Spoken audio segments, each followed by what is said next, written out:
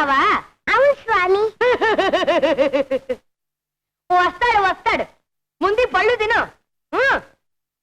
ఇందా. వద్దు స్వామి, 3 రోజులకి ఒక్కసారి ఒకే పండు తింటాను.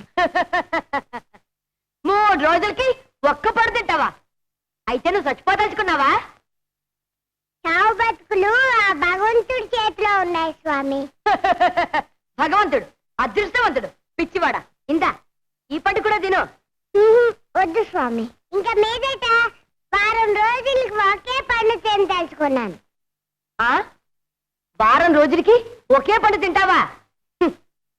కనిపించిన ఆ దేవుడు చంపడానికే నిన్ను ఇక్కడికి తీసుకొచ్చుంటాడు.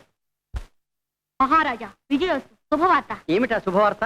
మధువనం నుండి తిరిగి వచ్చిన మన భటులు అక్కడ ఒక బాలుడు తపస్సు చేస్తున్నాడని అందరూ అనుకుంటున్నట్టు చెప్తున్నారు. ఆ బాలుడు మన ధ్రువకుమారుడే అని మా అనుమానం. మా ధ్రువన్నయ్య, మీరు తక్షణం మధువనానికి వెళ్ళండి.